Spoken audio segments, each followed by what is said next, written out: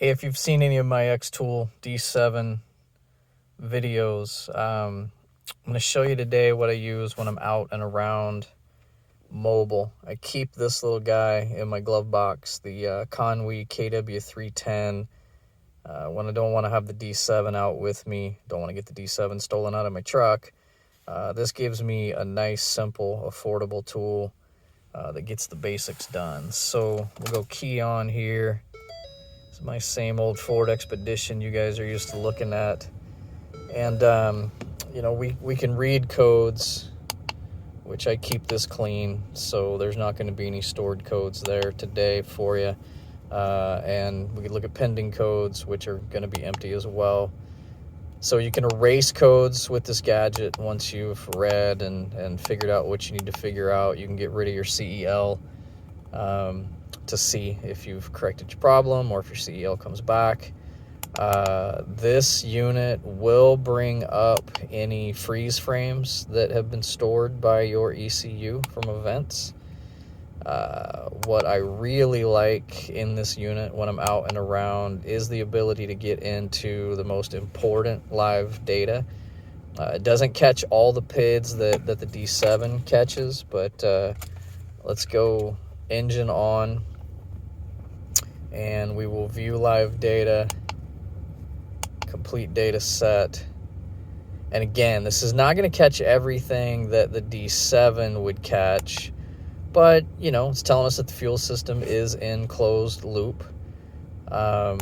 We do just have the one fuel system here, and we can come down and we can look at short-term fuel trims, long-term fuel trims, and if you guys recall, this is the vehicle where I was having some long-term fuel trim problems, and I've got those sorted out. Those started out in the high teens. I've got them down now, neg 6 and neg 3, bank 1, bank 2, within reach of the spec I want to see, and especially when you take these short and longs together. So you take short on bank 1 and you're getting these positive numbers coupled with the negative on the long term, so your actual fuel trim is pretty tight right there. And we've got the same thing going on bank 2. These positive numbers on short term are offset by these negative long terms to bring us to a good fuel trim right there. So real happy with overall fuel trims now. 130,000 mile vehicle. Basically, I just had a combination of a bunch of sensors that needed cleaned up. So manifold air pressure is the main sensor on this vehicle for the ECU to calculate fuel trim. This is not a MAF vehicle. This is a MAP vehicle along with temperature. So we're using the MAP, and we're using this IAT, intake air temp, and then the manifold air pressure is how the ECU is calculating. So and we can come in here and we can look at oxygen sensors. Let's see, we will pull up, here is a first sensor ahead of the cat. So we're looking for rich lean. You want to see a nice up and down to this chart right here, and we're getting that. So we see an active sensor that's working. So this little gadget is not going to go nearly as deep as what the D7 will do for me. But this is a great little gadget, out on the road. And honestly, if you're on a strict budget, this is not a bad little gadget to have, period. It's going to get you the major things that you need to know. It's going to give you the CEL ability to read, define, and erase your codes.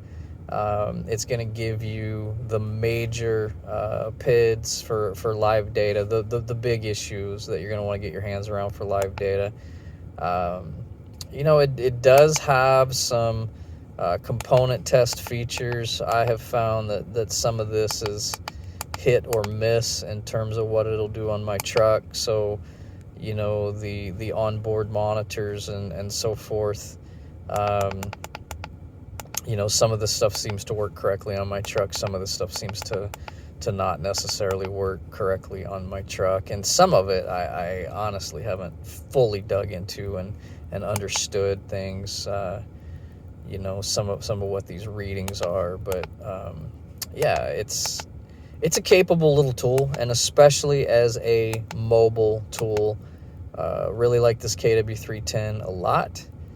And I always promised you guys an update when I got that long-term fuel trim issue fixed. I wouldn't say it's, you know, fixed, but I'm happy with the range it's in now. I would like to see that long-term down to no more than 5% off, where it's 6.1 right now, but that's close. And it did. It just turned out to be a whole series of you know, cleaning up sensors, replacing the air filter, doing this, doing that. And, you know, again, 130,000 miles, just getting everything cleaned up, and those fuel trims came back in line. So KW310 is a good use of your money on Amazon if you want a capable little sensor you can toss in your glove box.